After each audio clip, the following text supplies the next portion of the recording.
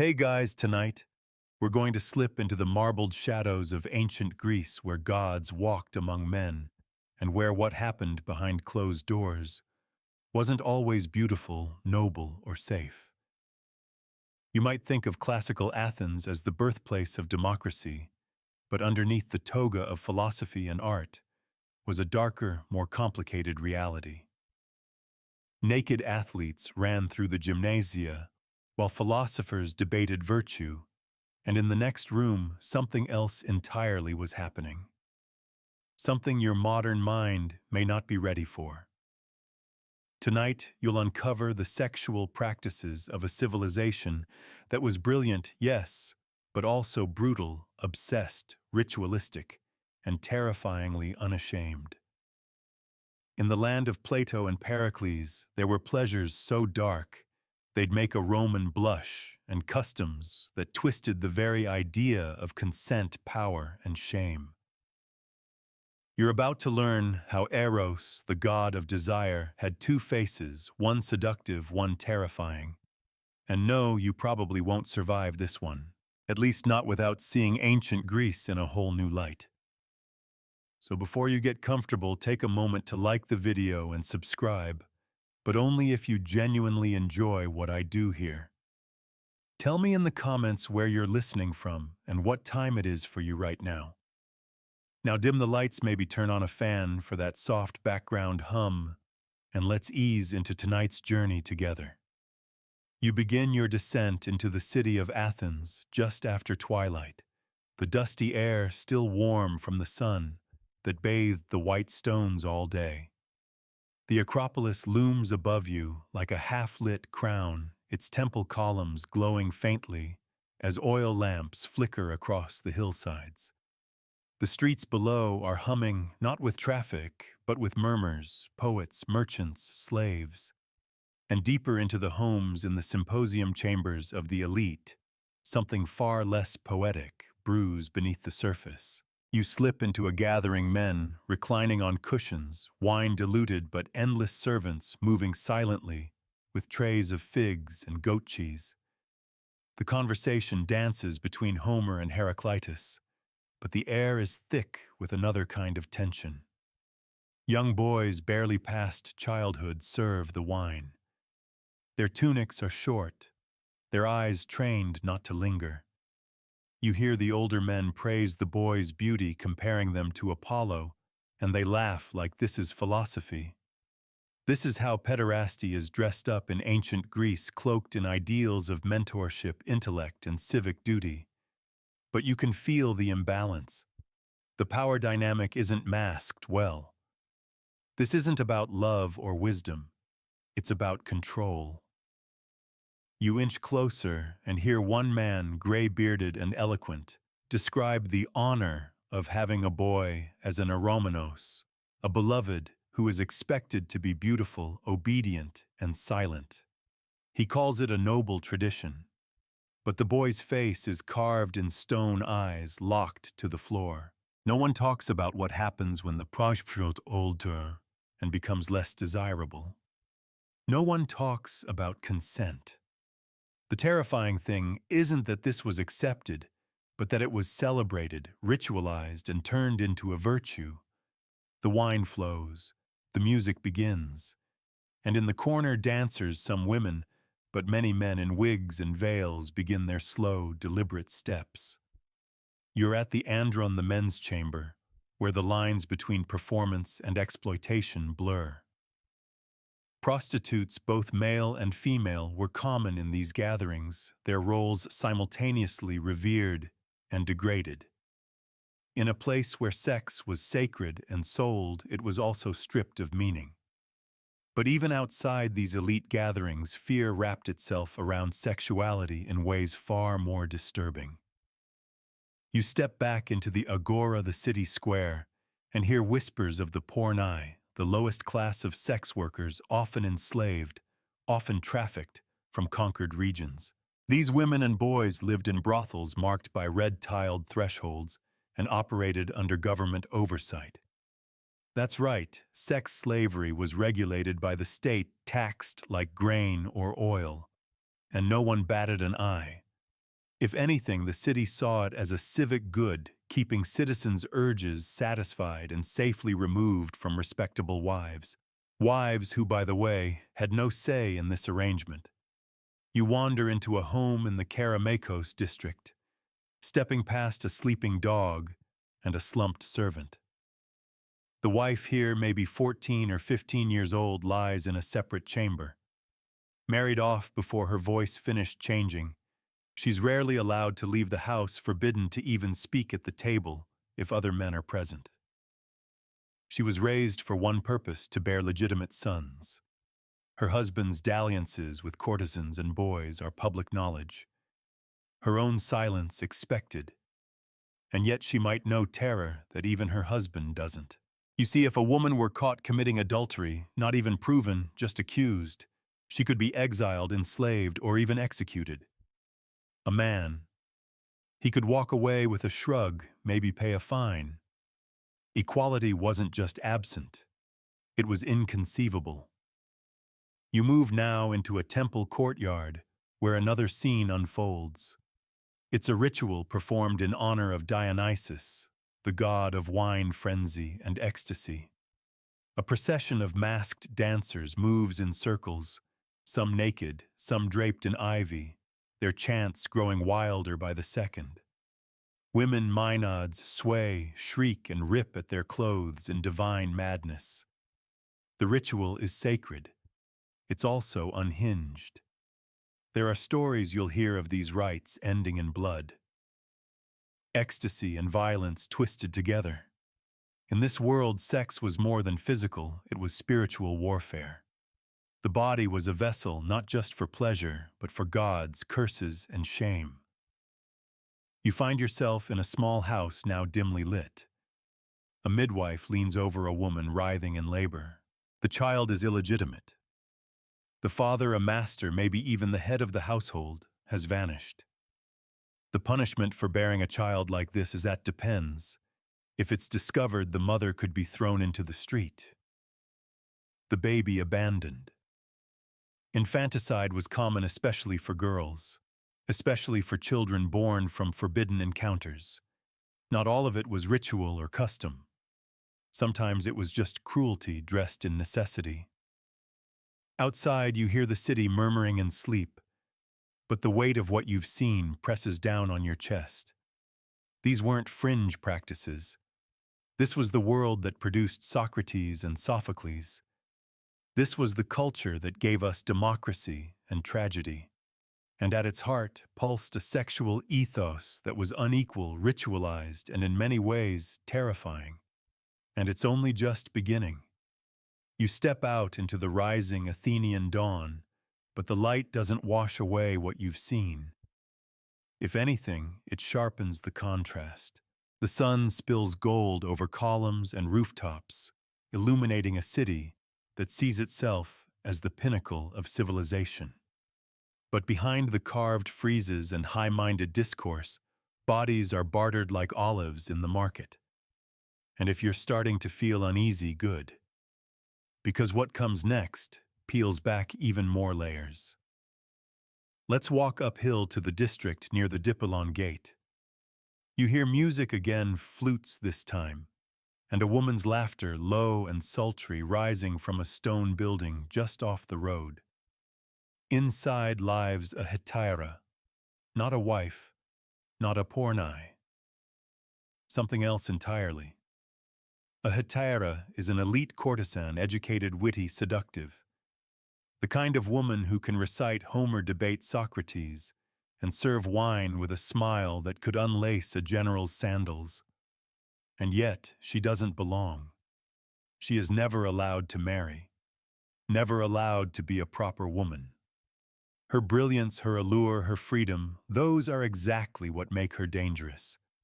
She's admired in secret, hidden in public. She walks a fine line. If she angers a patron, there's no law protecting her. Her sensuality is her weapon, but it's also her cage. You see her now reclining, laughing politely as a client waxes poetic about love. But behind her eyes, you sense calculation. This is survival. And the terrifying part, She's one of the lucky ones.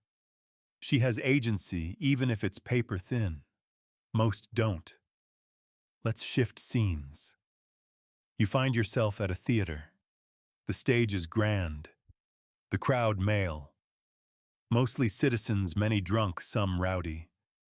The play is a comedy, Aristophanes maybe, and the jokes come fast and crude. Phallic props bounce across the boards. The humor is biting, obscene, often targeting women, slaves, foreigners. The audience roars. You laugh too, maybe out of discomfort. Because here, sex isn't sacred. It's weaponized. The body, especially the female body, is both punchline and warning. If a woman shows desire, she's mocked. If she's modest, she's invisible. The only safe path is silence, and silence was expected. In homes and temples, in the courts, a woman's word held little weight. A female could not vote, could not own property independently, could not defend herself in court. Even in matters of sexual violence, her testimony required male backing.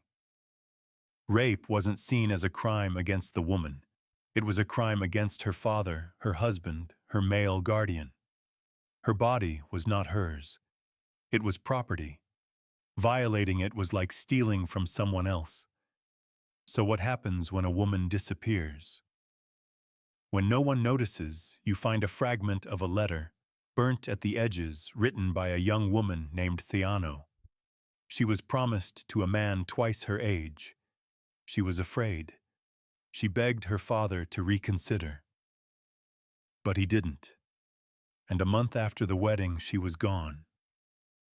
There is no record, no mourning, no justice. Just another wife who didn't take well to married life.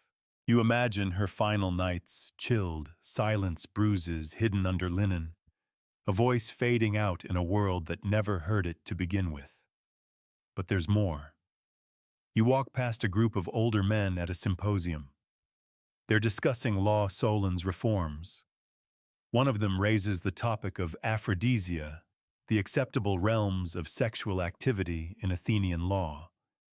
It's fascinating in the driest, most horrifying way. Solon, seen as a great reformer, established state-run brothels. He even set prices, fixed prices for human bodies. Legalization wasn't for the protection of sex workers, it was for the regulation of male desire. And here's where it gets darker. There was no equivalent concern for the workers themselves. A client could abuse a prostitute, especially a slave, with impunity. Physical harm, humiliation, forced performance. All normalized. Because the worker wasn't seen as a person, just a transaction. But let's not pretend only men suffered nothing. Some faced their own humiliations, especially those who didn't play their part. You overhear whispers about a man accused of taking on a passive sexual role. In ancient Athens, that's not just a private matter. It's a public scandal. For a citizen male to be penetrated even willingly was considered degrading, not because of the act itself, but because it implied submission. And submission was unmanly, uncivilized. You could lose your reputation, your citizenship, even your legal rights. You see how tightly power and sex were intertwined. Not love, not connection, just control, identity, status. Even the myths reflect this imbalance. Take a walk to a marble frieze carved with the story of Europa. Zeus, king of gods, transforms into a bull, abducts her, and carries her off across the sea. It's told as a romance. But what if it wasn't?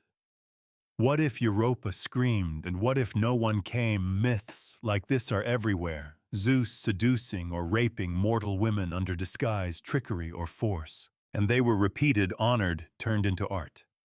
The gods themselves modeled domination, and mortals followed suit.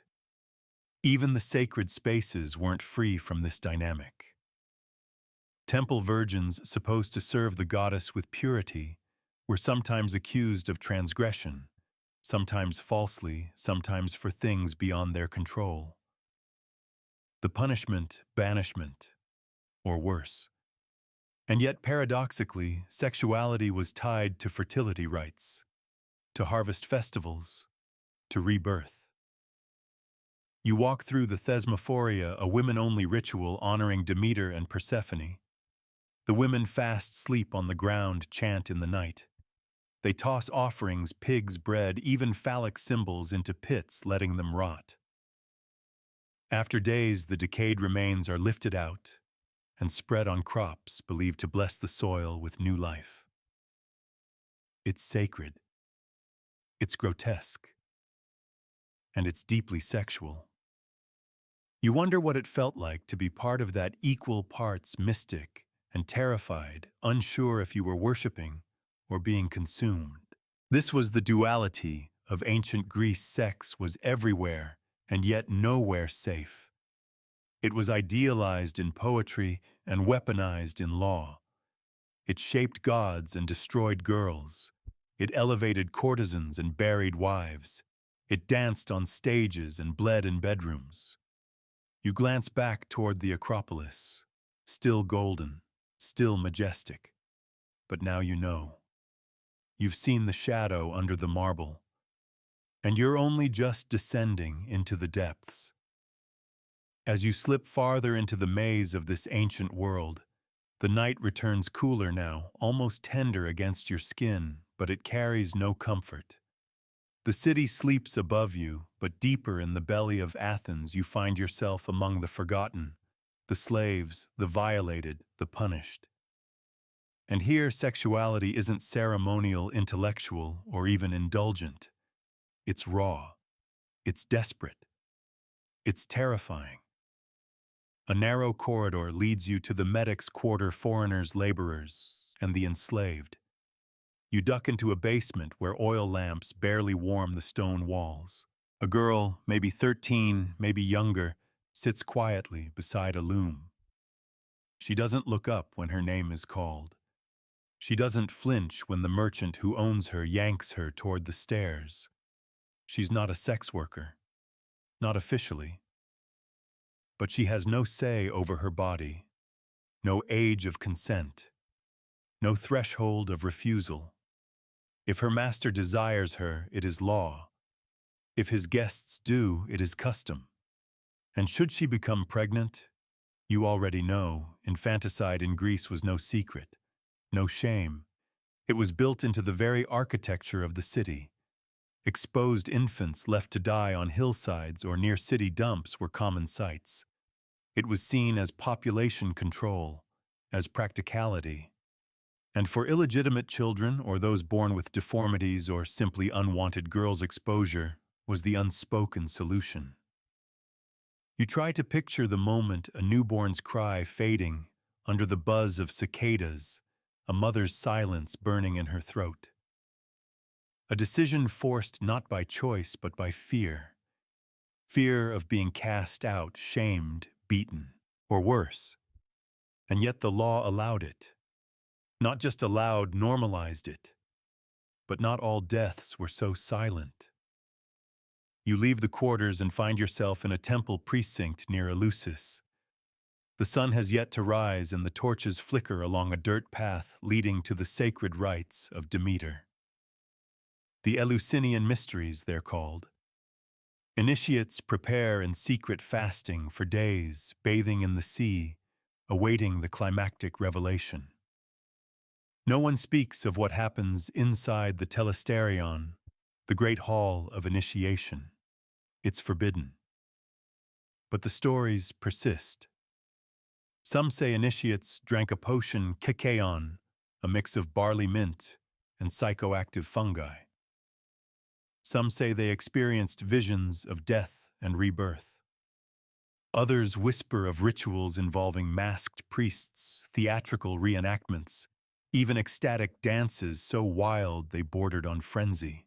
Women in particular were believed to undergo transformations during these rites, shedding their mortal identities to commune with Persephone, the goddess of the underworld and reluctant bride. But what happens when a young girl is chosen as a sacred maiden and expected to simulate Persephone's descent? You hear it now chanting rhythmic rising. The shadows in the temple shift. The ritual becomes physical. Bodies move, arms tremble.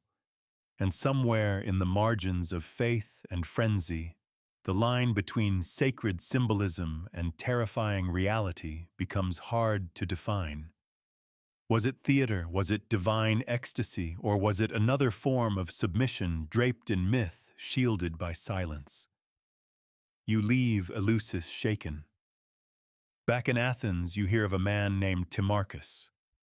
Once a respected citizen, he was accused in court of having prostituted himself as a youth. Not illegal per se, but enough to ruin him. The accusation alone was enough to discredit his testimony in court, strip him of public honor, and make him a pariah. Because in ancient Athens, the shame wasn't in being a predator, it was in being passive. Male citizens could sleep with prostitutes, slaves, boys. But if a man took money for sex or submitted to another man's desire, he was marked as unworthy, corrupt, feminine. The fear wasn't about sex. It was about status, about power.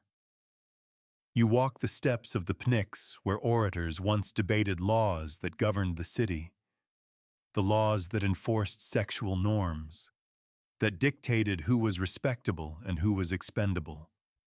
And you realize something chilling. Even in a city that pioneered democracy, most people had no voice. Women slaves, medics, children, none of them voted.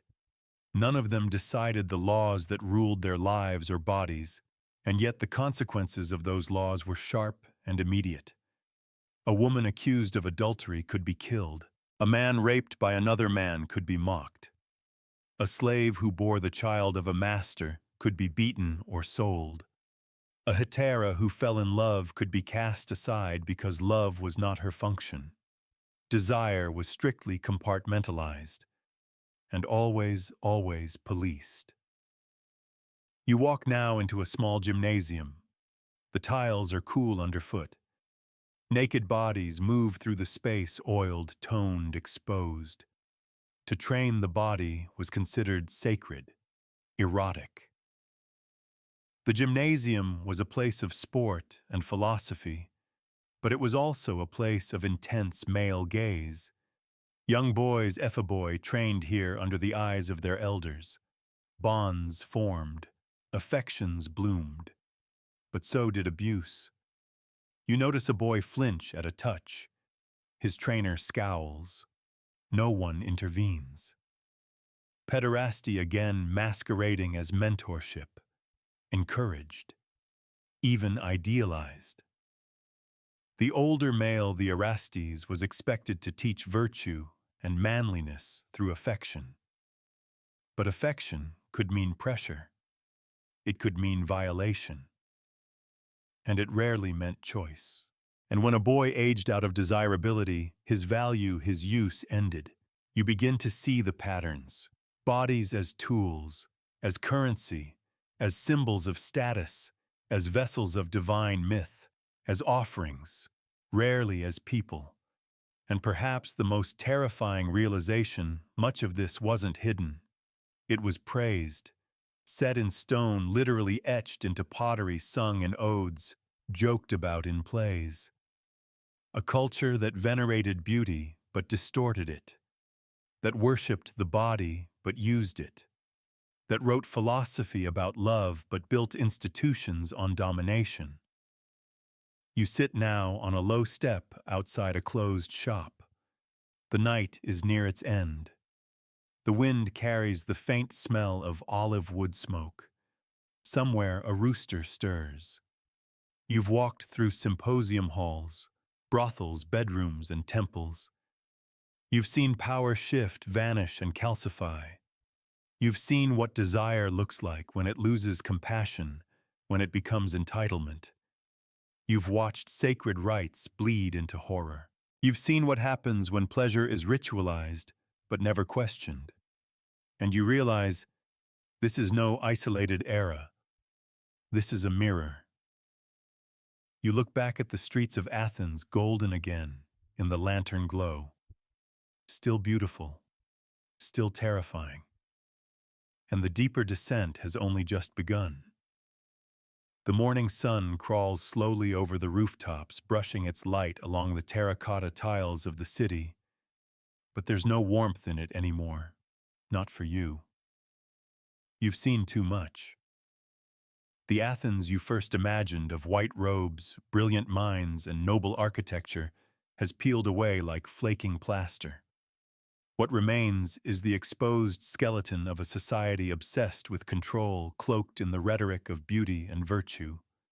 But to understand just how deep the roots of this obsession go, you have to move beyond Athens.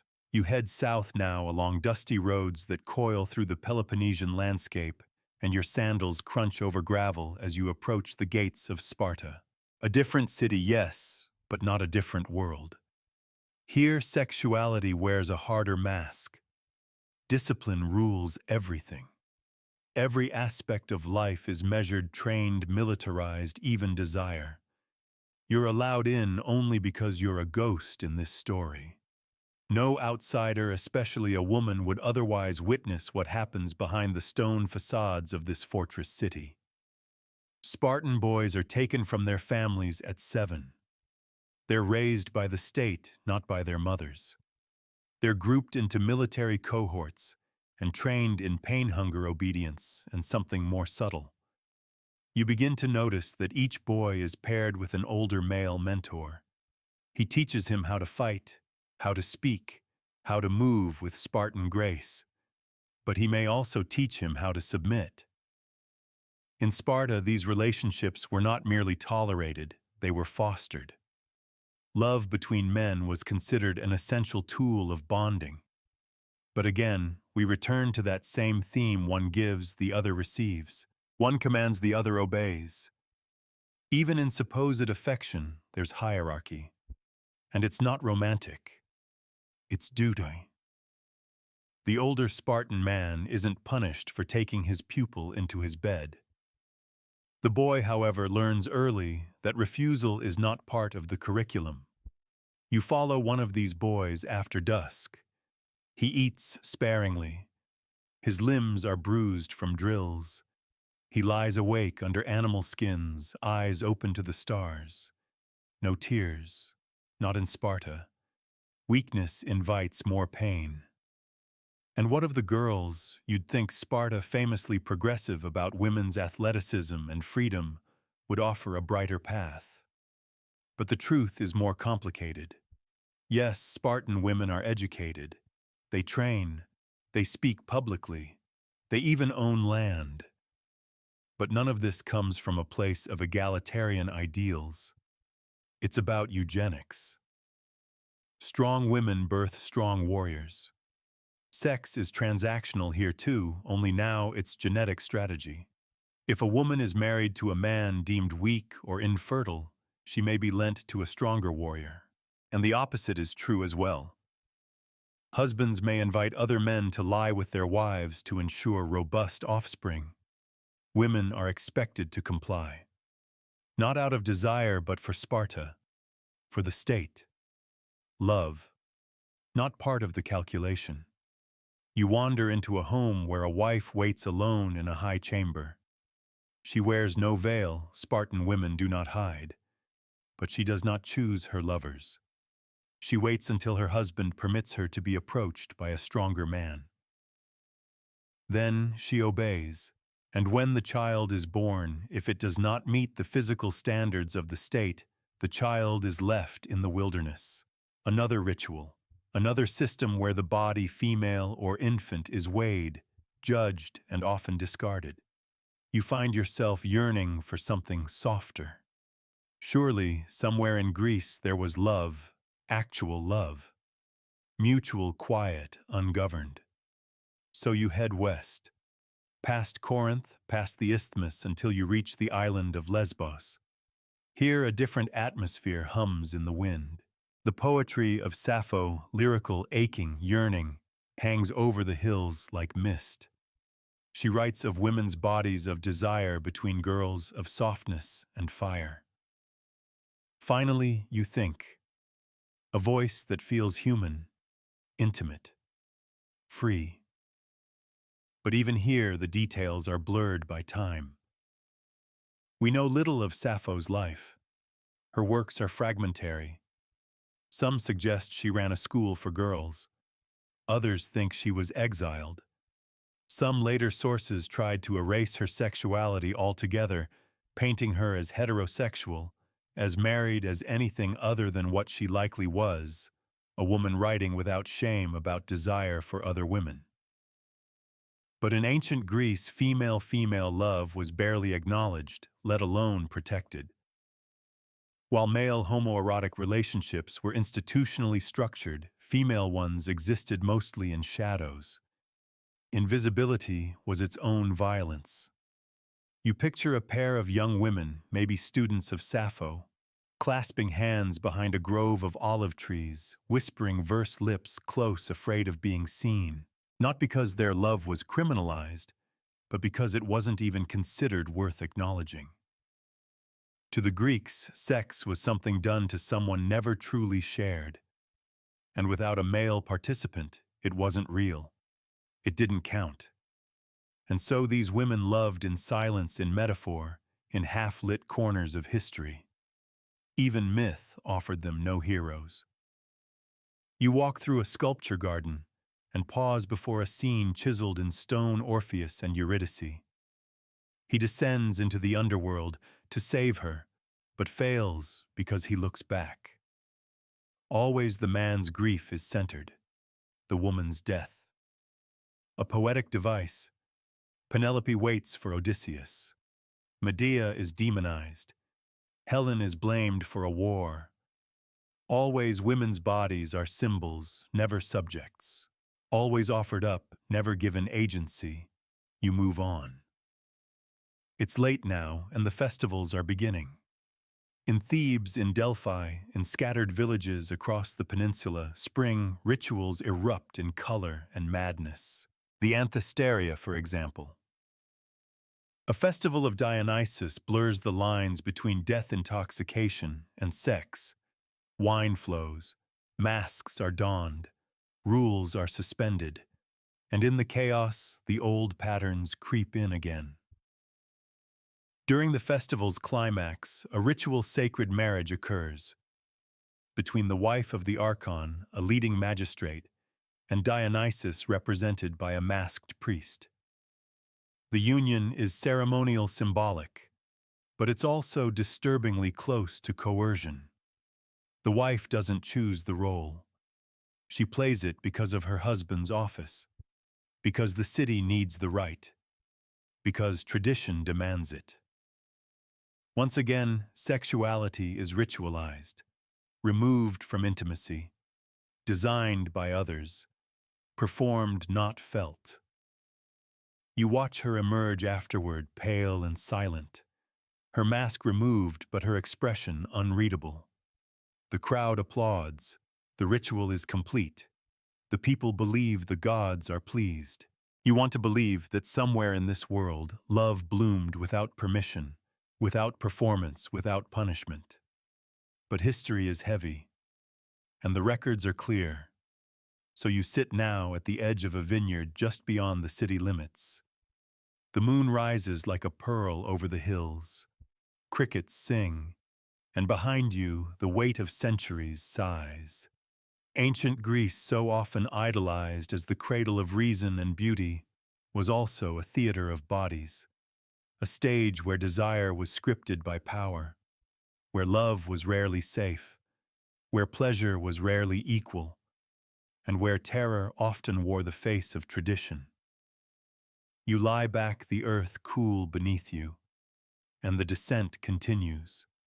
The moon drifts higher now, pale and indifferent, casting a milky light over the city-states scattered across the Greek world. From Sparta's rigidity to Athens's ritualized abuses, you've seen enough to know that sexuality in ancient Greece was anything but simple. It was controlled, codified, weaponized, but there's still one realm left to enter, one that slips between myth and medicine, between belief and body. You follow a winding road north up into Thessaly, where the hills grow quiet and steep, where whispers cling to trees like fog. Here they speak of witches, of women who knew too much, of midwives who dared understand the body better than priests. And if terror had a face in ancient Greece, it often looked like knowledge in a woman's hands.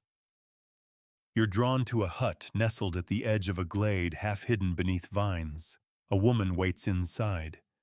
Her hair is long and gray, her eyes clouded with years. She is both healer and accused, both necessary and feared. She knows the roots that quiet pain, the teas that delay bleeding, the herbs that end unwanted pregnancies. And she knows what happens when men find out. The Greeks had no central church, no inquisition, but they had plenty of ways to silence a woman who disrupted the social order. A midwife who offered abortion, even just a brew of pennyroyal or silphium, might be celebrated in secret and condemned in public. If a wealthy man's daughter sought her help and something went wrong, the midwife could vanish overnight, her hut burned, her name spat into the soil. You watch her now, crushing leaves with deliberate hands, whispering to herself in a dialect no one in the cities bothers to understand. To her, sexuality is not abstract. It's messy, painful, dangerous.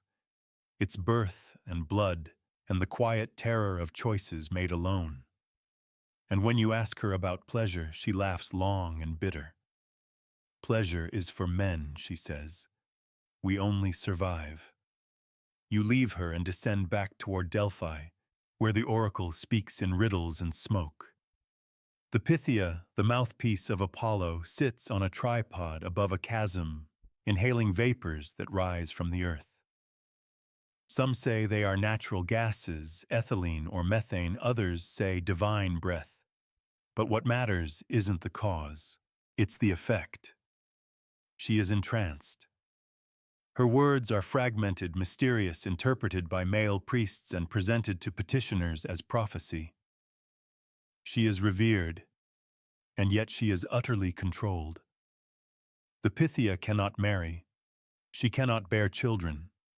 She lives in a chamber surrounded by guardians. Her sexuality is extinguished, so her mouth may speak for the god. Her body is claimed in the name of purity, her power filtered through male hands. She belongs to no one, and yet belongs to everyone. You begin to understand that in ancient Greece, the most terrifying thing about female sexuality wasn't indulgence. It was autonomy. Any woman who claimed desire, or even simply tried to navigate her body's fate, was a threat to the household, to the police, to the very cosmic order. And so she was shamed, erased, or made sacred and voiceless. But not all voices stayed silent. You stumble across a papyrus scroll half buried beneath ash and time fragments of a poem by Erinna, contemporary of Sappho. Her verses are haunting, mourning a childhood friend lost to marriage. The poem isn't erotic. It's mournful. But it still unsettled the men who read it centuries later. Why? Because it centered a girl's inner world, her grief, her memories, her rage. In a culture where women were only allowed to speak in function of others, wives, mothers, seductresses, any personal voice was radical. You imagine Erinna, barely 20, scribbling verses by oil lamp while the rest of her household slept. And you realize how rare this is, how fragile, how likely it was that hundreds of voices like hers were never written, never saved, never even spoken. And then you think of how men wrote about women. You pass by a library in Athens, a private collection guarded by a bald, wrinkled man with ink-stained fingers. He reads aloud from Hippocrates, the father of medicine. You expect reason science. Instead, you hear this: a wandering womb causes hysteria. The uterus moves freely about the body, seeking moisture. Women are prone to irrationality because of their wet and spongy nature. You stop. Rewind. What yes Hippocratic medicine believed the uterus was like a sentient creature, that if not moistened by sex or birth, it would float around inside a woman's body and drive her mad. The cure regular intercourse, preferably within marriage, so even science in its infancy prescribed sex as medicine, not for connection, but for control. The female body was seen as defective, leaky, unstable, something to be managed, and if it misbehaved, the solution was always to tether it more firmly to a man. You step back out into the street stunned, and then you hear laughter. Not mockery, not seduction. Something pure, unfiltered. Children playing. You follow the sound to a courtyard where girls chase each other between pillars' ribbons in their hair. For a moment you forget where you are. They look free, untouched, unworried. But you know how short that window is. Within a few years, they'll be bartered off in marriage contracts examined like livestock, their value calculated by dowry and bloodline. Their husbands may be twice their age. Their roles predefined: be fertile, be silent, be modest. And if they aren't, well, you've already seen what happens. So you turn away, unable to watch innocence fade a second time. Back in the heart of Athens, the markets are opening. Vendors shout. Fishermen unload their catch. Philosophers begin their strolls. To the casual eye, it's a city like any other. But beneath its rhythms lies a vast, unspoken history. A history of desire twisted into duty, of pleasure denied or demanded, of rituals that masked violence, of knowledge that was feared, of bodies praised, punished, and traded. And now, after everything you've seen, you can't help but wonder. How many lived entire lives in fear of what their own bodies meant? How many were punished for things they never chose? How many moments of love, genuine and gentle, were crushed under the weight of rules carved in stone? You lean against a marble column as the city awakens around you. And though the sun is warm, you feel a chill, because you're not done descending. Not yet. The streets grow louder as the morning matures. Bronze shields clink at the training grounds, priests chant beneath temple arches, and the scent of olives and charred lamb seeps through the columns of market stalls. Life pulses all around you, but your gaze is not on the surface anymore. You're attuned now to the undercurrents, the invisible weight pressing on every woman's shoulders, every boy's silence, every ritual's shadow. You take a side street and find yourself standing before a modest home. A wedding is about to take place. You aren't invited, of course, but that doesn't matter. In ancient Greece, weddings were public performances as much as private unions. The bride has never lived alone. She's barely 14. Her mother is weeping not from joy, but from fear. You hear her whisper prayers to Artemis, the protector of virgins, but the irony isn't lost on you. The girl will cease to be a virgin tonight, and Artemis will no longer protect her. The groom twice her age, a citizen reputable wealthy. This is a good match by Athenian standards. The ceremony unfolds quickly. The bride is veiled silent. No vows, no smiles. She is handed over literally from her father's household to her husband's. The word used for this transaction, kyrios, a term meaning lord or master. The man who held authority over her before marriage simply transfers that authority to another. She is not so much married as reassigned. The procession takes place at night. Torches, flutes, songs that sound cheerful if you don't understand the words. The bride rides in a chariot. Neighbors throw nuts, flowers, rice, fertility symbols, but none of it is for her. It's for the future sons she's expected to produce. You manage to slip inside the groom's home after the doors close behind them. The new wife sits alone on a low bed. She's dressed in layers she must now remove. Her husband enters drunk from the feast, cheeks, red breath heavy with wine and anticipation.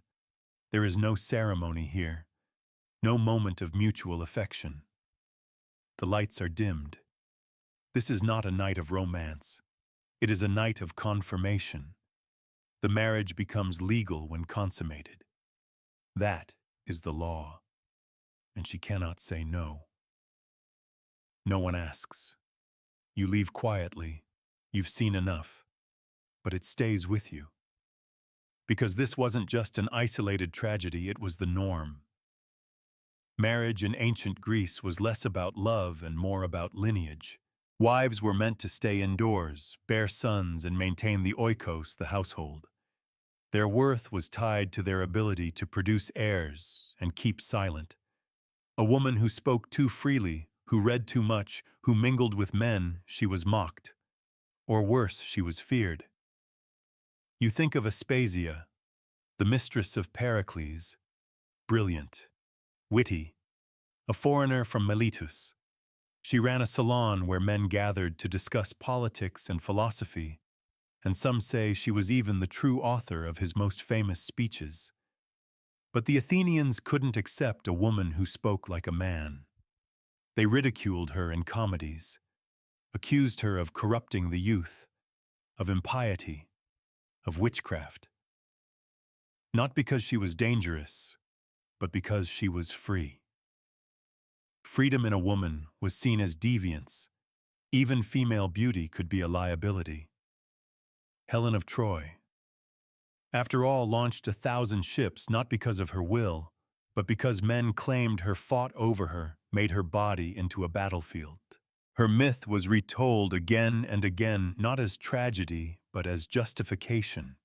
You now walk through a room lined with craters, large, ornate vases. Each one tells a story. On one, Zeus chases Leda. On another, he seduces Europa. On a third, he abducts Ganymede. The gods, as depicted by the Greeks, do not ask for consent. They take what they want. Their conquests are celebrated. Their victims transformed into animals, trees, constellations, silent symbols scattered across myth. What lessons do these stories teach? You turn from the pottery and enter a small shrine to Aphrodite. Offerings fill the space of flowers, jewelry, perfumes. A woman kneels in prayer, asking for fertility, for a husband's affection, for protection from rivals. The irony pierces through you. Aphrodite, goddess of love and beauty, is also a goddess of chaos. Her stories are not tender. Her passions burn cities. Her gifts come with costs. To ask her for love is to invite both ecstasy and destruction. But for many Greek women, she was all they had. They had no legal rights, no inheritance, no power to divorce. All they could do was pray. You sit outside the shrine watching a line of young girls gather wildflowers. They laugh, not yet aware of what's expected of them. Behind them, an old woman watches, shaking her head. She has seen it all before. And what of men? You pass a bathhouse where older men gossip between warm pools. One laughs about a courtesan who outwitted a general. Another brags of a boy he once trained in the gymnasium. Their tone is proud, never ashamed. In this world, conquest is masculine. Desire is public. Vulnerability is punished. Even among men, the sexual code is strict. To be the dominant partner is fine, even expected. But to be passive, to be penetrated, that invites mockery, legal ruin, exile. Greek sexuality, while seemingly fluid, was rigidly hierarchical. It wasn't about love. It was about roles. Who gave? Who took? Who held power? You recall a trial where a man's entire credibility was destroyed because he was rumored to have enjoyed being the woman in bed. The court didn't care about proof. They cared that he was soft, that he dared to flip the script. You pass by a boy no more than 12 sitting quietly outside a music school. His master hasn't come yet. He fingers the strings of a broken lyre. His eyes are sharp but tired. You know his future. He's beautiful now, desired, but not for long. And when he ages out, no one will protect him. No one ever really did. You wonder if he knows. You wonder if he's already learned to play the part. The streets grow quieter. The sun dips. The torches are lit again, casting long shadows along stone walls. You're back where you started near the Acropolis, where golden light dances across columns like fireflies. And now you see it for what it is. Not just a temple, not just a city, but a machine. A machine built on power myth and ritual, where sex is never just sex, where bodies are never just bodies, where love, if it exists at all, must hide itself behind poetry shadows and silence. And still, you descend. Because deeper still lies something even more chilling. The realization that all of this was considered normal. The torches burn low now, their flames shrinking into themselves as the chill of evening spreads along the stone streets. You walk slowly, heavier. The city is familiar now, not as a postcard of pillars and marble perfection, but as a place of thresholds crossed without consent, of bodies used and erased, of myths built on silence. You're not just watching anymore. You're remembering, carrying. You turn into an alley that feeds into the red light quarter of ancient Athens, the Kerameikos district. The ground is damp here, spattered with wine and ash, and the laughter you hear is hollow, tinged with fatigue. You follow it to a modest building, with a red tile above the door, a sign that marks a government-regulated brothel. Inside, the space is tight, functional. A few oil lamps light the room. No scent of perfume here, just sweat and clay. A man negotiates with a slave owner. His voice is casual. The woman he selects doesn't speak. She simply stands when told. This is state-sanctioned, taxed, monitored, listed in city records. You want to look away, but you stay.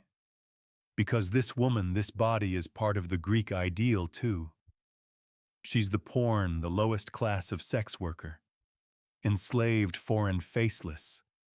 Her name is not recorded in Plato's dialogues. No statues were carved in her image. But she was essential.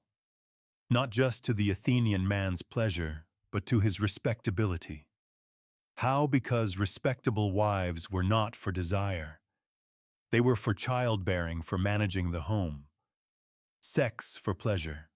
That was outsourced to the porn, to the hetera, to boys, to slaves. And this isn't spoken of with shame.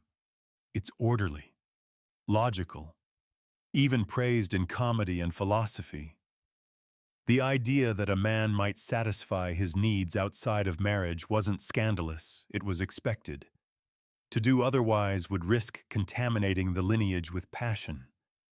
Desire, in other words, was permitted, but only when it was safely contained. You step out of the brothel and walk up a hill where voices carry over the rooftops. A symposium is underway. Again, men reclining on couches. Again, boys serving wine. This one's more philosophical, Plato's symposium reenacted in real time. Men speak of love, eros, as divine madness, as a ladder leading from physical attraction to the sublime. It's beautiful. The way they speak of it, at least. But as you listen closer, a question rises: whose love are they elevating? Certainly not the love between equals. Certainly not the love of a wife. And certainly never the love of a woman for another woman.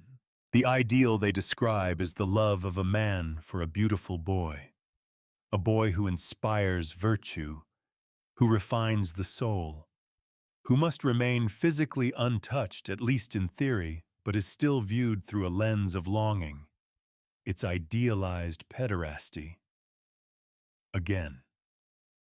You glance across the room and see the boy.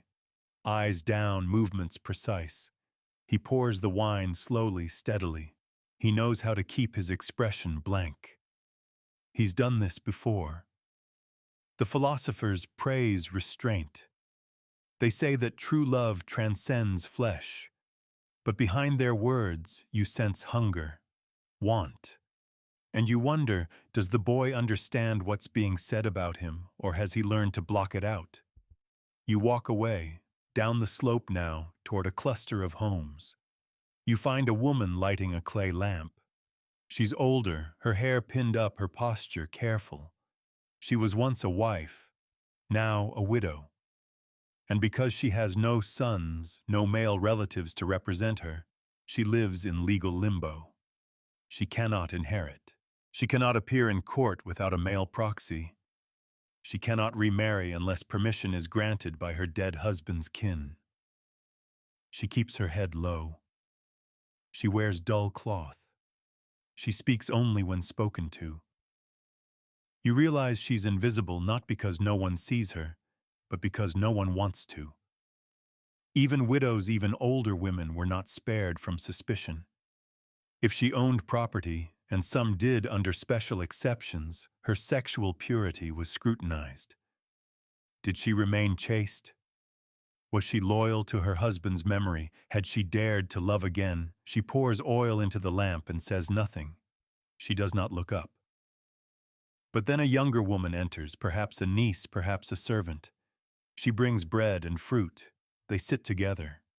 They speak softly. They touch each other's hands. You don't know what their relationship is. No one has written it down. But the tenderness is real. No myth. No law. Just a moment of warmth in a cold, carved world. You cling to it. Because tenderness is rare here. You're starting to understand how thoroughly ancient Greek sexuality was structured by status. Not gender alone, but power, age, class, citizenship. A male citizen could act out his desires in nearly any direction as long as he remained dominant. As long as his partner was someone with less power, a woman, a slave, a boy, a prostitute. The system was obsessed with keeping roles clear. And the punishment for crossing those lines, social death, or real death. You find records of a man publicly shamed for letting another man penetrate him, not because of the sex, but because of the perceived femininity. A woman caught in adultery could be executed. A courtesan who showed too much agency could be banished. A wife who dared read poetry or leave the house alone could be divorced and disgraced. Power had rules, desire had laws, even love had borders. And yet, people still longed, still tried. You pass a fragment of a poem etched into a wall by a lover long gone. I held your hand too long beneath the fig tree, and now the leaves whisper your name without mercy. You pause. That line isn't in any official canon. It's not from Homer or Pindar or Euripides. It's just a voice unknown, uncelebrated, scratched into stone in a corner of the city that history forgot. But that one line, it holds more truth than a dozen myths. You stand there for a long time. And when you finally move on, you carry that voice with you like a lantern. The city continues around you unaware, timeless, eternal, and so does the descent. Because deeper still lies the part no one dares inscribe. The night deepens, a softer black, now velvet rather than shadow, folding around the city like a closing eye.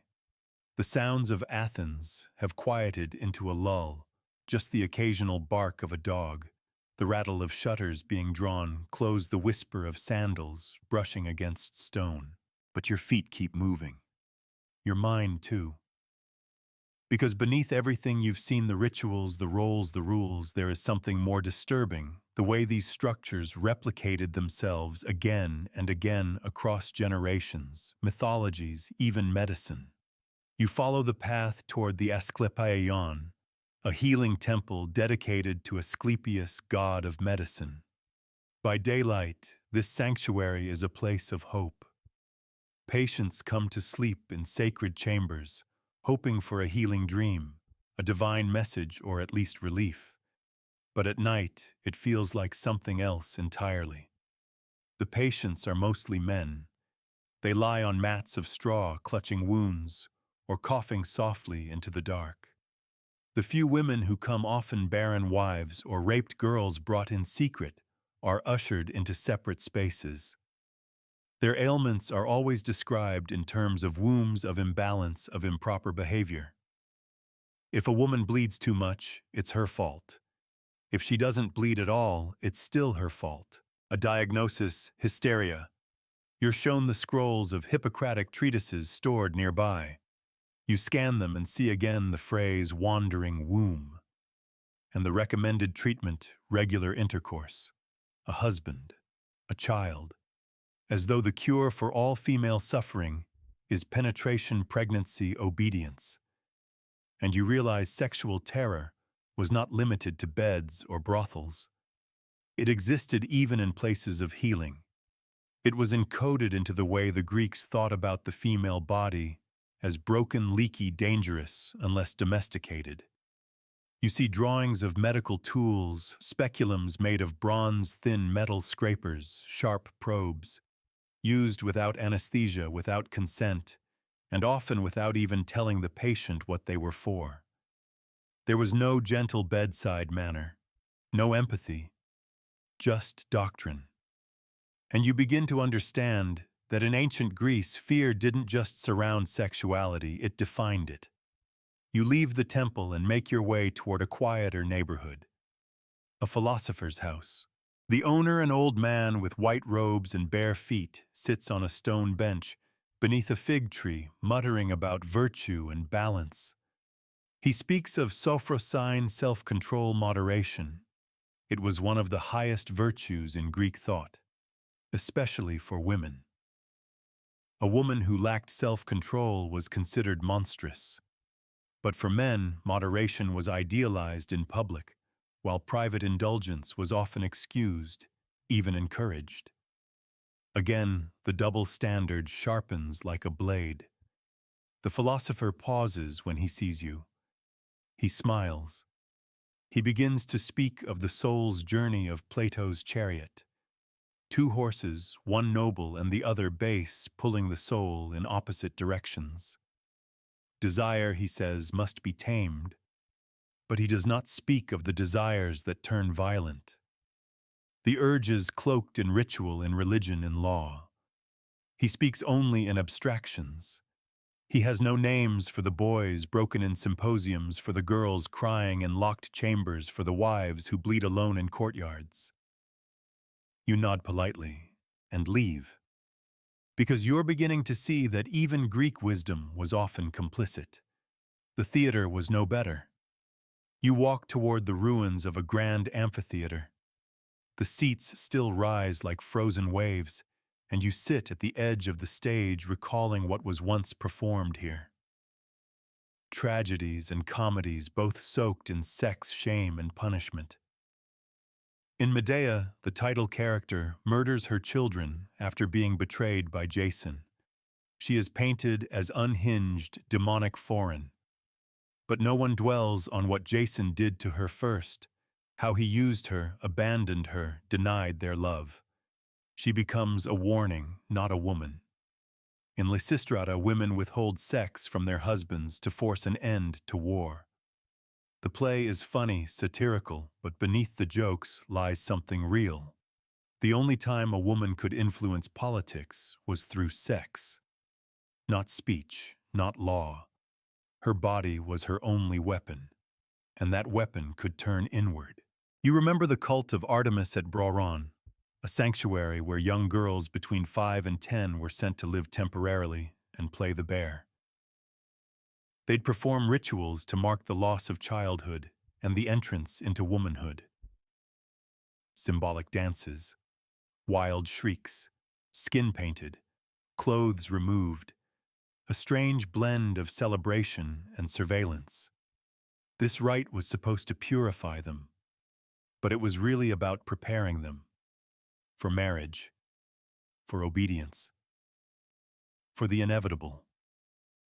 Even before their bodies were fully formed, they were being shaped ritually, socially, sexually for someone else. You walk down the slope of the theater and back toward the agora where statues line the square. Most are men, poets, generals, lawmakers. The few women carved in marble are goddesses, Aphrodite, Hera, Athena, each one perfect, each one impossible. You pause before a statue of Athena Parthenos, virgin goddess of wisdom. She stands tall, spear in hand, shield at her side, untouchable. That's the ideal they built for powerful women, purity through isolation, asexual strength. Because the moment a woman was sexual, she was suspect. So they made their goddesses either virginal or vengeful.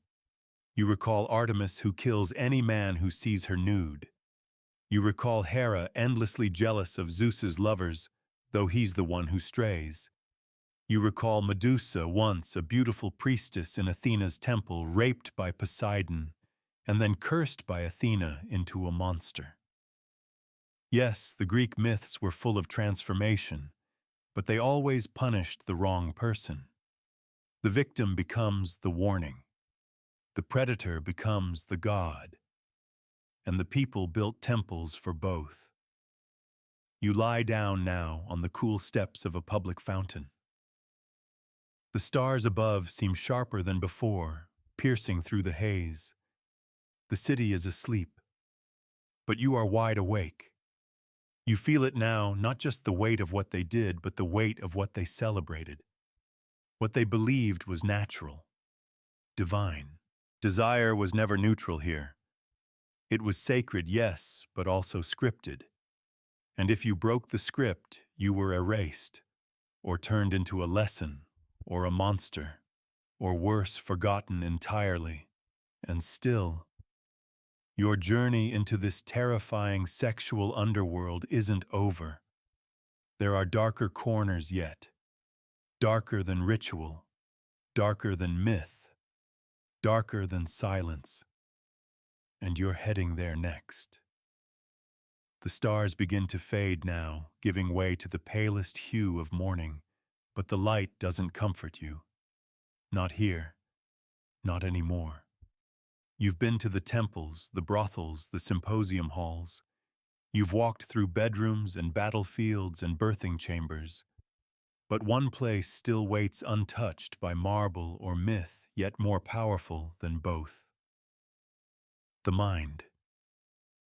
You descend into the realm of belief psychology and internalized fear, the part of ancient Greek sexuality that wasn't carved into law or inked into scrolls, but whispered into souls, etched into the way people saw themselves. Because terror doesn't always wear armor. Sometimes it wears shame. You find yourself among young men preparing for adulthood. The effaboy boys on the edge of citizen status. They've been trained in music, poetry, physical strength, and civic duty. But beneath all that, a quiet code. They are taught not only how to move or speak, but how to be seen, how to avoid softness, how to show dominance, how not to laugh too much, not to desire too visibly. Emotion is dangerous, submission unthinkable. One of them, his name is Diodoros, sits apart from the others. He is beautiful. You notice the way his tutor looks at him, the way others speak around him, as if he is a dish already tasted by someone of higher rank. And yet he says nothing. Because even though this culture permits and even encourages same-sex attraction taught, Between older and younger males, it also rigidly polices it. There's only one acceptable version, one that upholds hierarchy, one that ends when the boy becomes a man. And when it ends, the boy is left with no language for what he experienced. If he enjoyed it, he is shamed. If he resists it, he is mocked. If he feels hurt or confused, there's no one to tell. So Diodoros stays silent.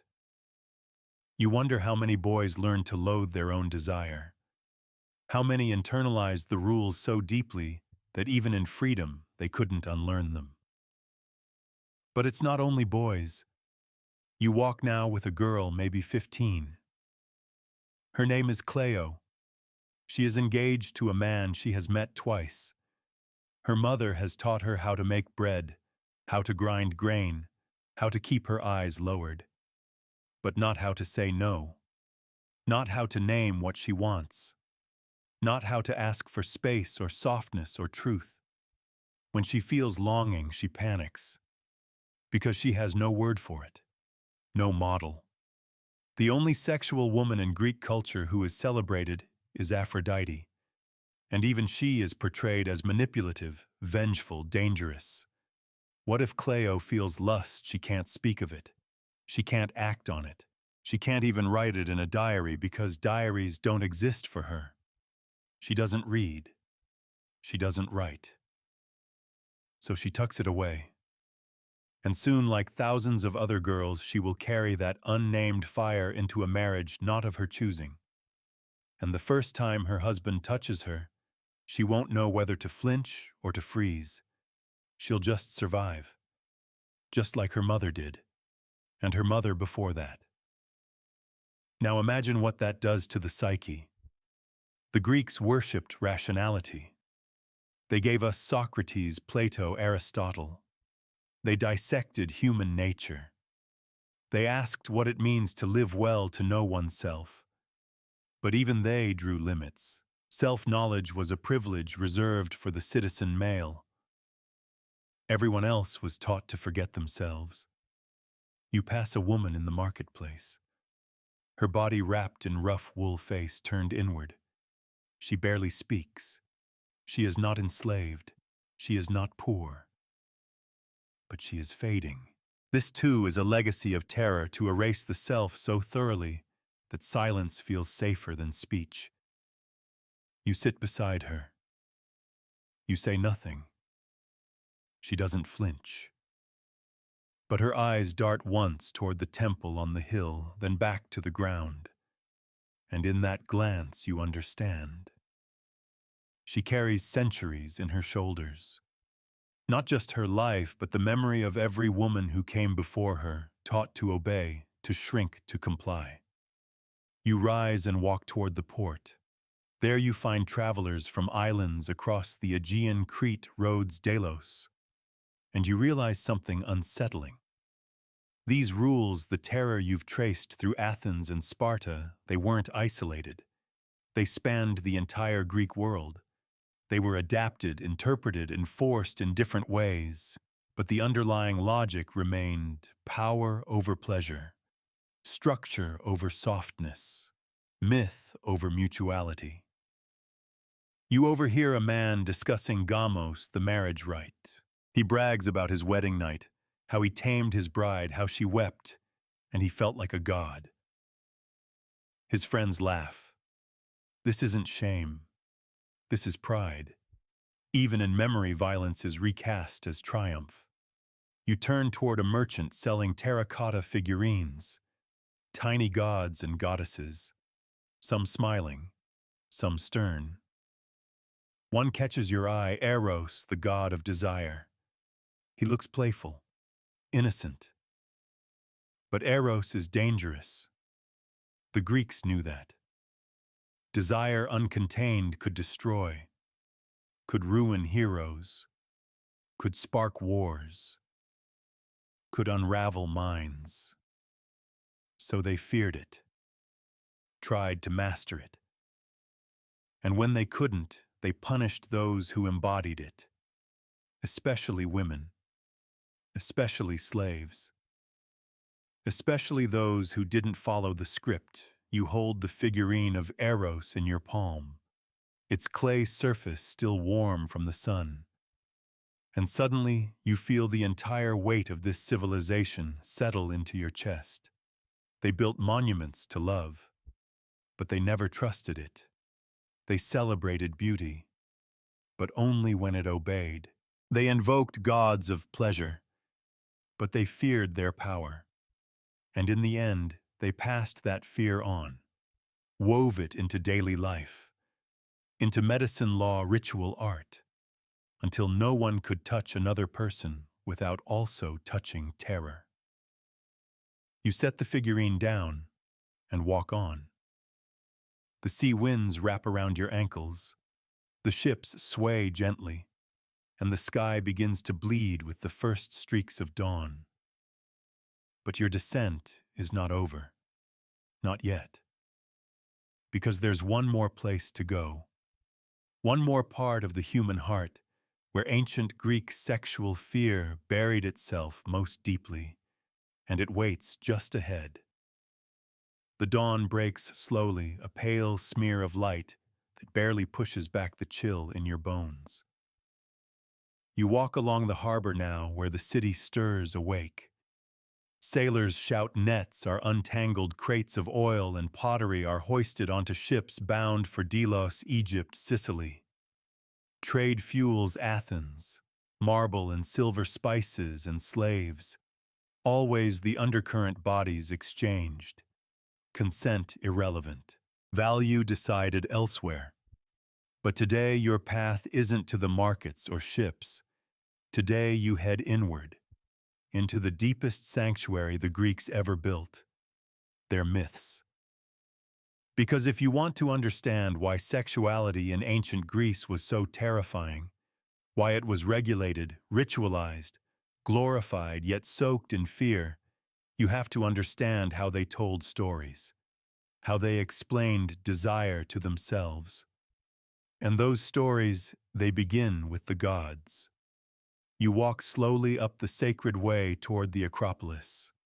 The Parthenon rises above you, its columns catching fire with the morning sun. Inside the temple to Athena, virgin goddess of war and wisdom. Around her, carved into marble friezes, the myths unfold, battles, births, betrayals. But it's not Athena's story you're here for. It's the stories that lie beneath hers. The ones they don't recite in festivals but that shape everything. You begin with Zeus, king of the gods, father of heroes, and the most prolific sexual predator in mythology. He transforms into a bull to abduct Europa, into a swan to violate Leda, into golden rain to penetrate Danae, into a cloud, an eagle, a stranger, always taking what he wants. His conquests are legendary, countless, and yet they are told as romances, as seductions, not rapes. Why? Because when the gods do it, it's divine. Because when you make terror holy, you can excuse anything. And the victims, they are never given full voice. They are often punished for their suffering. Leda lays an egg. Danae gives birth to Perseus. Europa becomes queen of Crete. They survive, but only by transforming into symbols. You descend from the Acropolis and find yourself near a school where boys chant poetry. You listen. It's the Homeric hymns, ancient songs of praise to the gods. One line catches your ear: Aphrodite subdues all gods and men, all. Except three, Athena, Artemis, and Hestia, the virgin goddesses. They are the only ones immune to desire, and therefore the only ones truly respected for their power. So what's the message?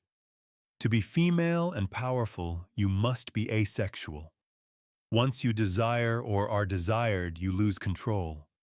You are no longer divine. You are dangerous. You are marked. You walk next to a theater school where a tragedy is being rehearsed. The young actors wear masks, their voices booming as they channel ancient pain. The scene, the myth of Phaedra. She falls in love with her stepson Hippolytus.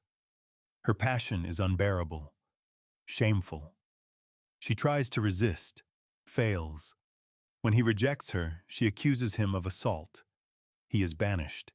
She kills herself. The lesson, a woman's desire leads to destruction. Her shame becomes his death. Even when she is a victim, she is cast as the villain. You think again of Medusa, not born a monster, but made one, raped by Poseidon in Athena's temple, and then cursed not him but her by the goddess, turned into a creature so hideous she turns men to stone. To protect herself, she becomes untouchable. But the myth frames her not as survivor, but as beast, as threat, as head to be severed. You walk now into a quiet grove where an altar to Dionysus crumbles under vines. The god of wine, madness, ecstasy. His rites were the most sexual, the most ecstatic, and the most feared. Maenads, his female followers, danced in frenzies, tore animals apart, cast off shame. For a few hours they were wild, but only in ritual. Outside that they returned to silence, to docility. Because if they stayed in that power too long, they'd be seen as insane, or dangerous, or unnatural. Even mythic freedom had an expiration date. You sit beneath a tree and close your eyes, and the myths swirl around you. Narcissus punished for loving his reflection. Hermaphroditus merged forever with a nymph in a body neither wholly male nor female, uncomfortable, ambiguous. Achilles called soft when he mourns Patroclus too deeply. All these stories, coded, bent, masked in poetry, speak the same language. Desire is powerful, too powerful, and those who possess it must be punished, silenced, or contained. You open your eyes. A pair of children chase each other past you, laughing, for now they're free. But soon one will be told to conquer, the other to submit. One will be praised for desire, the other punished, and both will be wrapped in stories that pretend it was always this way, that it had to be this way, that the gods willed it. You stand now and walk back toward the city. The myths trail behind you like smoke. You understand now they weren't just stories. They were scripts, used to shape behavior, to justify violence, to keep people in line, to give divine weight to cruelty. And even now, thousands of years later, they echo in the silences of history, in the smiles carved into marble, in the words no one wrote down. But you've heard them now. You've followed the mythic roots deep into the soil. And what you've found there isn't just ancient. It's eternal. And it's not done with you yet. The morning is fully awake now. Light floods the marble faces of statues and the rooftops shimmer in the warm haze. But you feel no relief. Not anymore. Because the deeper you've gone, the more you've realized the terror wasn't just in what was done, it was in what was believed, in how fear was normalized, made sacred, etched into stories and then passed down like truth. You leave the heart of Athens and make your way to a smaller town, somewhere quieter. You need distance. But even here among the vineyards and fig trees, the old rules remain. You watch as a young couple walks hand in hand, a boy and a girl.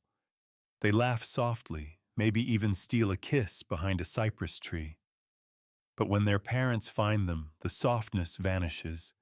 She is scolded, shamed, dragged home. He is clapped on the back, told to enjoy his youth. And there it is again. That yawning gap between male and female desire. Not just in freedom, but in consequence. You follow the girl now behind closed doors. Her mother lectures her in hushed tones about purity, about family honor. about what happens to girls who get reputation. Her father doesn't speak. He just sits there, jaw tight, eyes heavy. And you realize the parents aren't cruel. They're afraid. Because in this world, a girl's value is as fragile as an unbroken seal.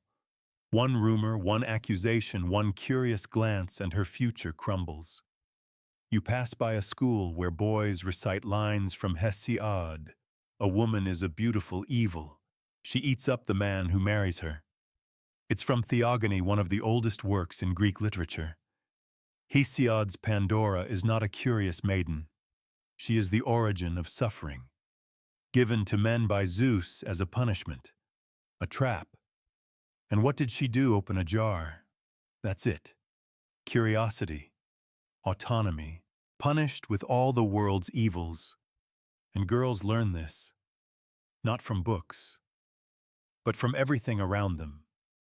You see it in how they sit, how they lower their eyes, how they learn to speak with softness so as not to provoke. You walk now through a festival market fragrant with roasted fish and crushed herbs. There's laughter here, music, and on the surface it feels normal. But look closer. A group of dancers performs in a small circle. The men are loud painted, exaggerated. The women decorated, displayed. They move in unison like wind-up figures, their faces blank, their backs impossibly straight. They are not present in their own bodies. They are performing their place too. You notice one girl falter in her steps. The music stops. Her instructor whispers something sharp into her ear. She nods, eyes brimming.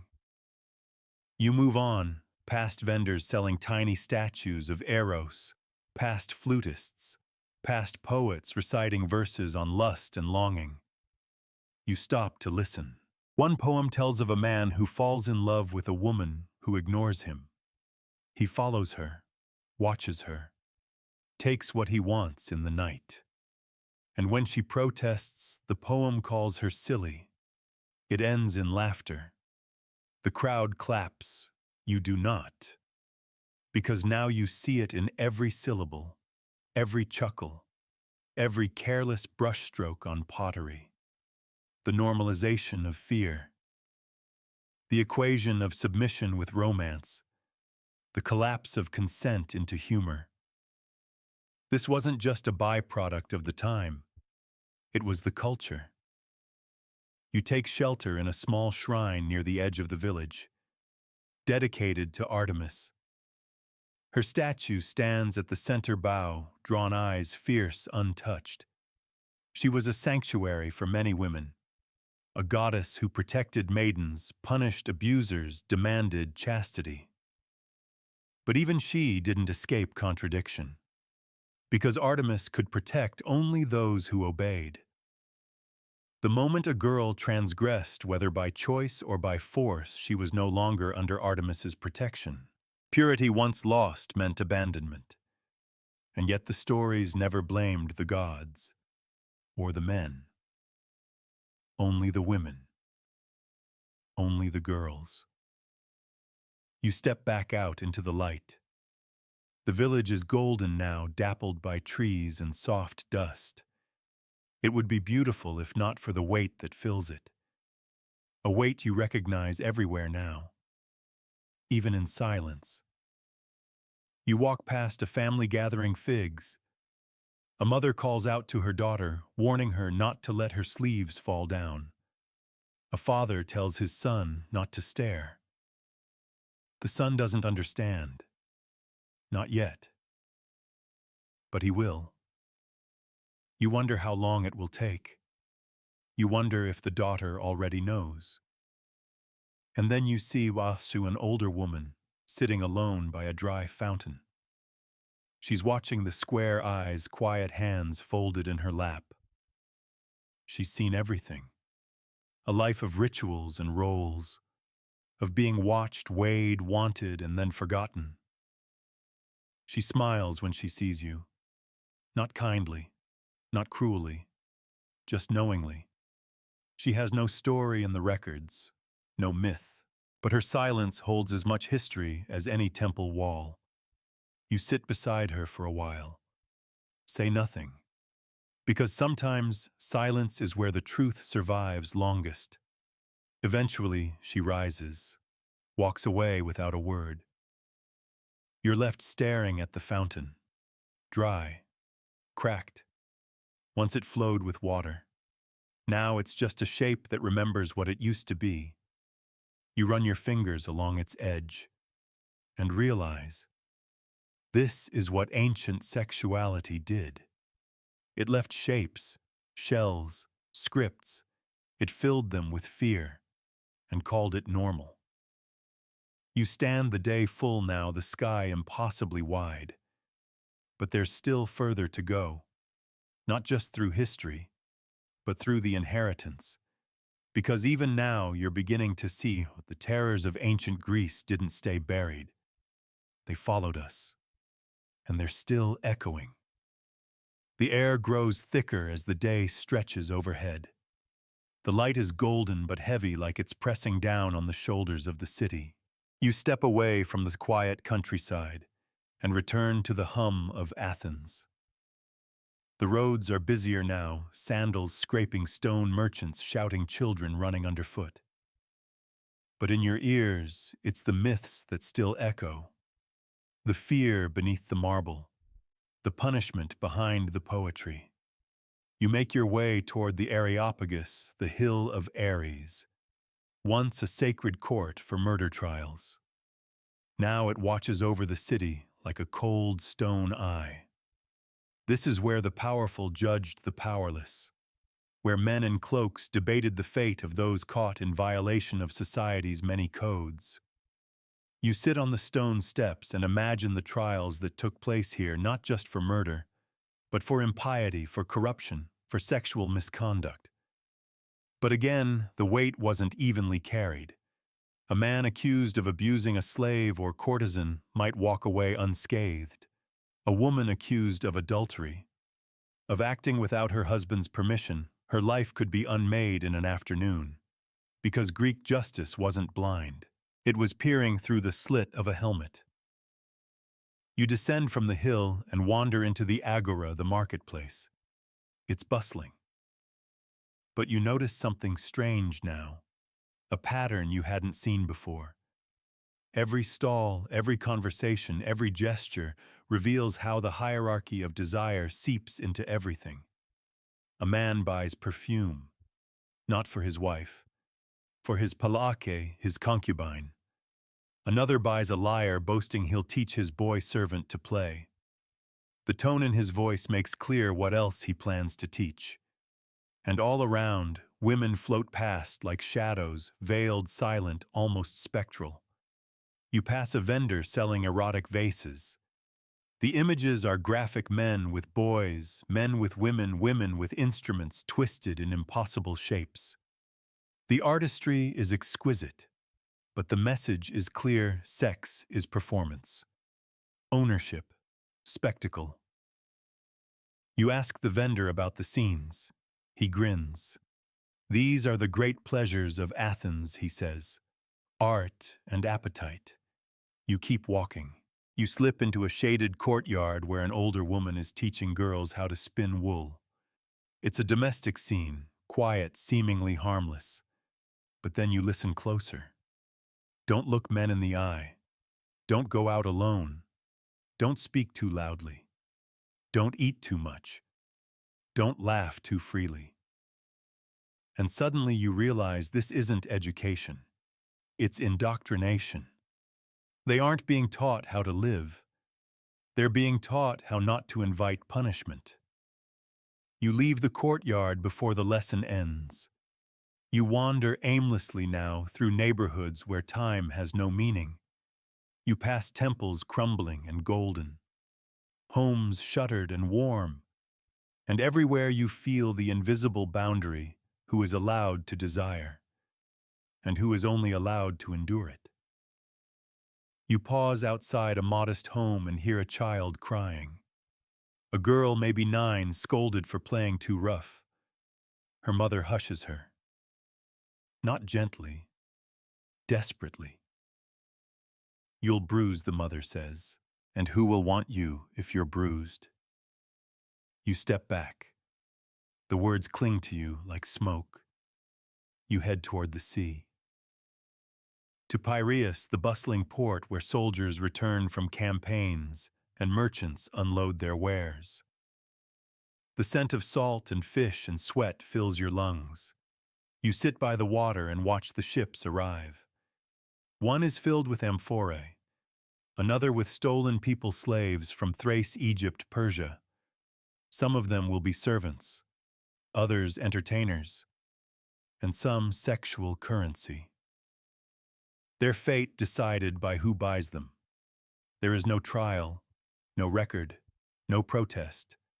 They will be renamed, reclothed, rewritten, because that too was a Greek skill, the erasure of the inconvenient.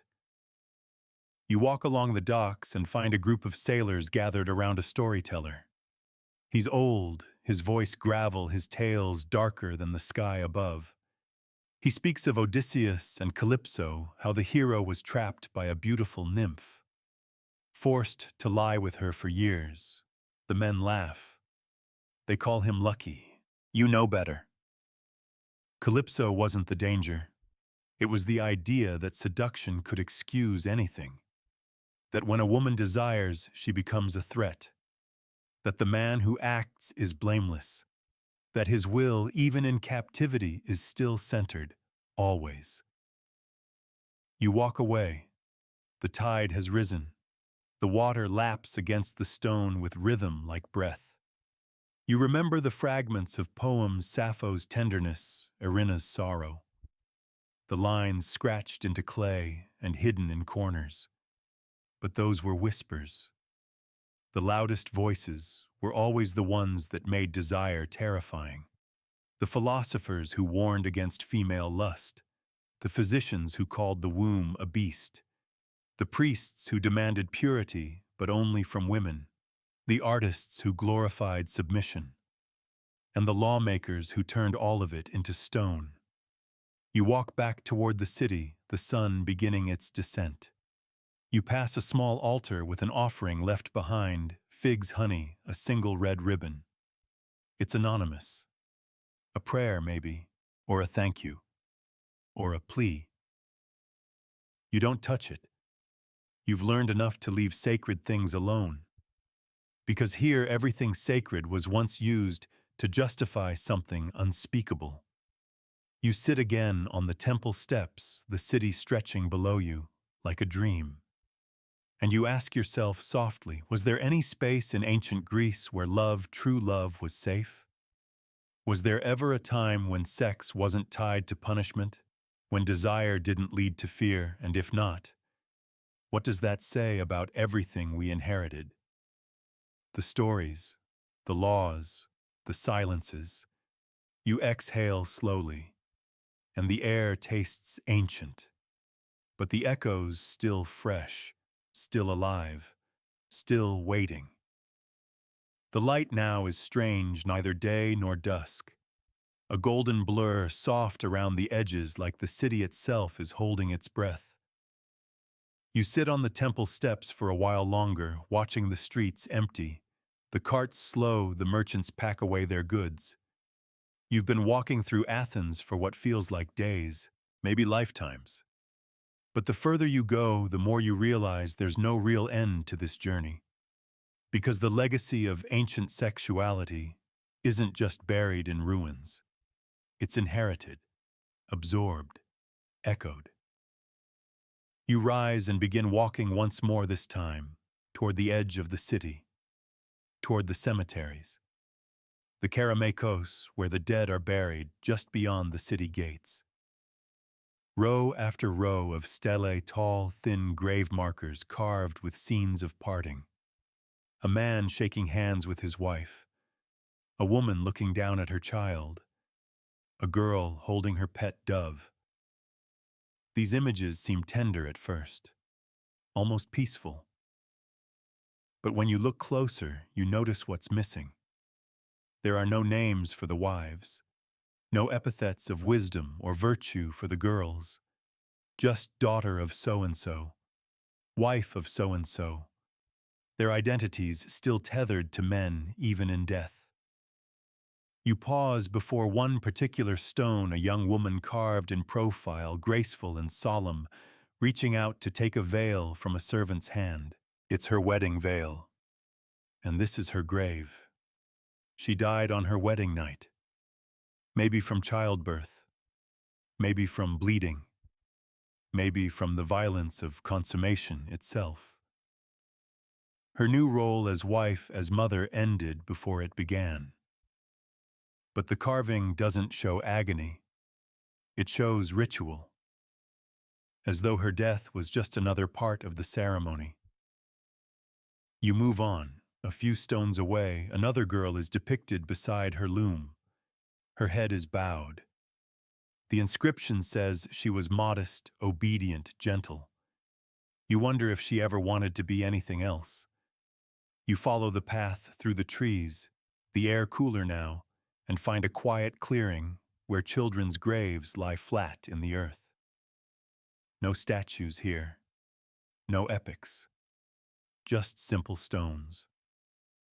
One reads, "Unnamed daughter. May Artemis keep her safe."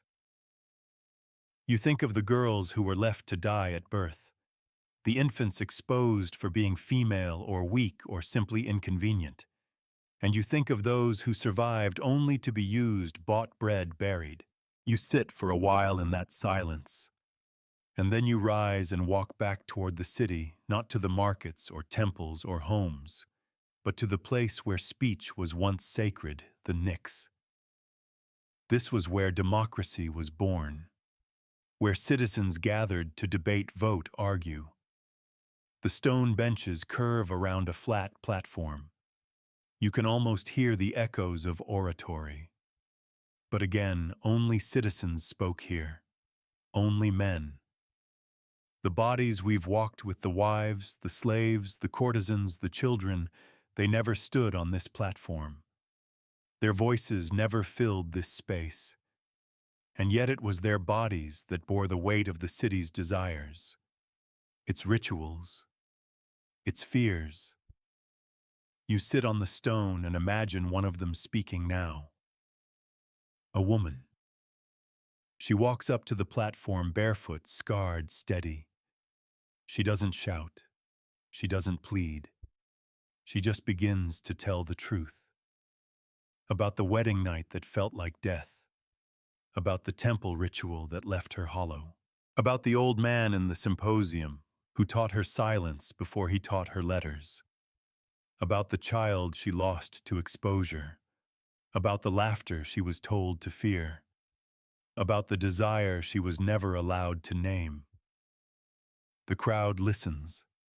They cannot look away, and for the first time the city sees itself, not in marble, not in myth, but in blood.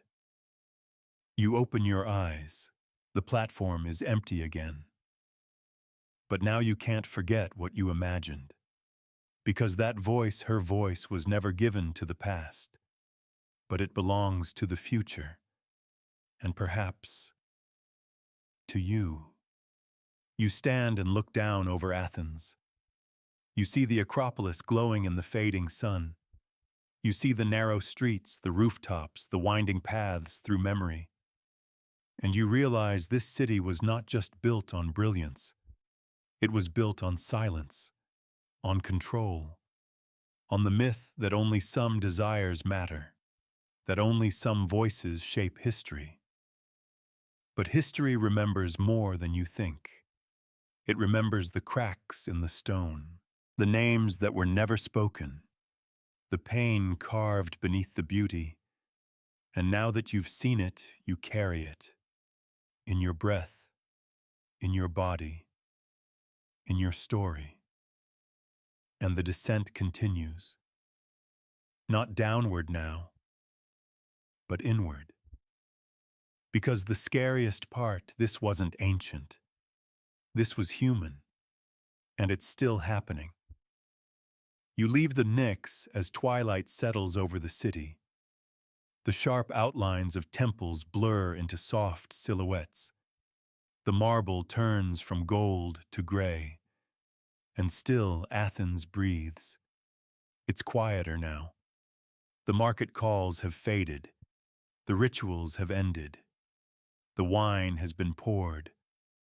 But the city hums with everything unsaid. Every story you've collected whispers through the shadows, forming something heavier than history. Something living.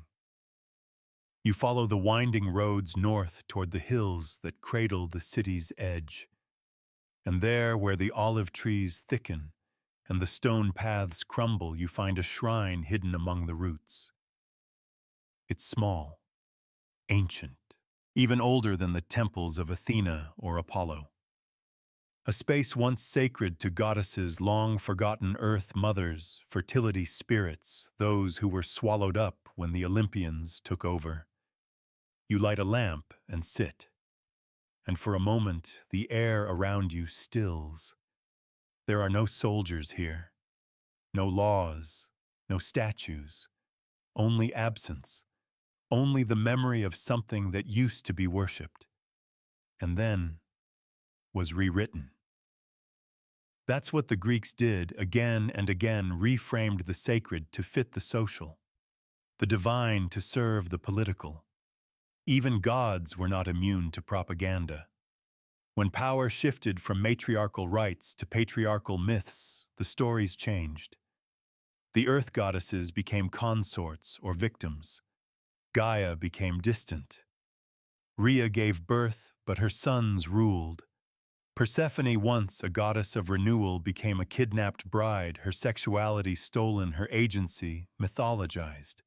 The sacred feminine wasn't destroyed, it was rebranded, and every woman in Greece lived with the echo of that betrayal. You lie back against a root, staring up through the branches. You think of the girls raised to pray to Artemis, to beg for protection from the very systems that harmed them. You think of the midwives punished for knowing how to prevent pregnancy. You think of the hetero who could outwit philosophers but never become citizens. You think of the wives who died in childbirth, the lovers who died in silence, the daughters who never got to speak. And then you think of the boys, the ones raised to perform strength before they even understood what desire was, the ones trained to dominate but not to feel, the ones told that to be touched was weakness, that love was only valid if it mirrored conquest. You think of how terror made everyone its servant. You think of how cleverly it wore the masks of philosophy, virtue, piety. You think of how many centuries it survived, how many hearts it colonized, and how even now it lingers. Because sexual fear isn't ancient, it's inherited. And you've seen the signs. You've seen how ancient rules creep into modern expectations, how myths become metaphors in school books, how virginity is still valued like currency, how female desire is still policed, how male pain is still denied, how pleasure is still taught through punishment. You sit up slowly. The lamp beside you flickers, and you understand now. This was never just about ancient Greece. It was about every story we've ever told to explain why some people get to want and others only get to withstand. Why some get to speak desire out loud and others have to bury it beneath duty, shame, survival. The rituals may have changed. The temples may have fallen. But the script, it's still being passed around, quietly, persistently, in law, in custom, in silence. But maybe not forever. You take one last look at the shrine now dim, and as you walk back toward the city, you feel something shift. Not in the world, in you. You're no longer just observing the past. You're carrying its truth. You're walking its corridors not with reverence but with clarity. You see the beauty now, yes, but also the rot beneath it. And the more you name it, the less power it has, the less sacred the fear becomes, and the more space you make for softness, for honesty, for stories not built on shame. The city appears again, glowing faintly in the dark. The torchlight catches the edges of old stone, and for the first time in this long descent, you don't feel afraid. You feel awake, because the worst horrors of history are not the rituals, not the punishments, not the myths, but the lies we keep telling ourselves about how far we've come. And you've stopped lying. You've looked straight into the ancient eye of sexual terror, and you didn't blink. You return to the city one final time, footsteps slow now, not from exhaustion, but reverence. Not for the marble temples or golden gods, but for every soul that passed through this place unseen. You no longer walk as a visitor. You walk as a witness. Athens at night is different now. Not darker, more honest. The shadows no longer hide things. They reveal them. You see the curves of the streets, the faint etchings on worn columns, the unmarked doors where history whispered and no one listened. You pass through the agora, empty now. But every stone you step on feels charged. You remember the voices that filled this square, Socrates challenging Pericles, rallying traders, haggling slaves, serving. And beneath them all the quieter lives, the courtesan who waited for payment, the girl who walked too fast and got noticed, the boy who never understood why his body was everyone's business but his own. You take the narrow road that winds up to the Acropolis, for the last time, not to marvel, but to remember. The path is steep. Each step presses memory into your legs. Every myth you've heard, every punishment you've witnessed, every ritual, every silence, every name never spoken. They're with you now. At the top, the Parthenon stands quiet. Majestic, yes, but not intimidating anymore. You've stripped it of its illusions. You see through it now. The perfection was always a facade. The worship always had a cost. You sit at the edge, legs dangling over the cliff, the city flickering below like a reflection in water. The sea beyond infinite. The stars above watching. You think back to the first step of this journey. When you thought of ancient Greece as the birthplace of philosophy, of beauty, of democracy. And yes, it was, but it was also a place of control, of fear, of power disguised as passion, of sexuality turned into a hierarchy, a currency, a weapon. And now you know what that looks like. You've seen the truth of pederasty not as noble mentorship, but structured violation. You've seen how women were married off as children and called wives, how their silence was interpreted as consent, how their compliance was demanded and then rewarded with invisibility. You've walked through temples where rape was called divine. You've read poetry that dressed coercion in lyricism. You've watched myth blur reality until no one knew what to question anymore. And through it all, you've asked one thing. Was love ever safe here? You don't need to answer that out loud, because your silence now is not fear, it's mourning, and it's memory. You trace your fingers over the edge of the stone. You think of the hetera who dared to speak in front of men, the boy who aged out of desirability and disappeared, the woman who danced for Dionysus and felt powerful for a moment before her life returned to quiet, enforced submission, the mother who told her daughter to hide her laughter, the father who never cried, the gods who took what they wanted, the victims turned into monsters, and the myths that made it all feel inevitable. But you also think of the cracks in the stone, the fragments of poetry, the lines carved secretly into walls, the whispers that never made it into the epics but survived anyway. Those are what matter. Those are the real sacred texts, because they are not about power. They are about pain and truth and survival. You lie back now, the stone warm beneath your back, the stars enormous above, and slowly you begin to exhale everything. The noise, the shame, the myth of perfection. You let it go, because the descent is done. You've walked every corridor, you've met every ghost, and now you rest. You're still here, still breathing, and now softer, quieter. The city has faded to a hush. The stones are cool beneath you. The stars above have nothing to prove. The stories have all been told for now, and your body finally begins to unwind. Let your limbs grow heavier, your breath deepen. You've carried so much, more than you expected. But that's the thing about truth, it always weighs more than myth, and yet somehow it settles better in your chest. You've walked through a history that few dare to explore fully. You didn't turn away from the ugliness. You let it speak.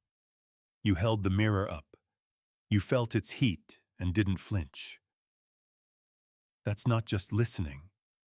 That's witnessing. Now you don't need to remember every detail. Let them dissolve. Let the names blur. Let the fear lose its shape. You've honored them simply by knowing they were there. Now it's time to release. Feel the ancient air soften around your skin. Feel your pulse settle into the rhythm of quiet earth. Feel your thoughts grow slower, softer. Dim the lights in your mind the same way the city dims its torches, one by one, until only one is left flickering gently far away in the corner of some temple that no longer demands anything from you. You are not watched. You are not weighed. You are simply here, and you are safe. Let go now. Let the ruins rest. Let your body follow. Let sleep come. Let it be dreamless. Let it be deep.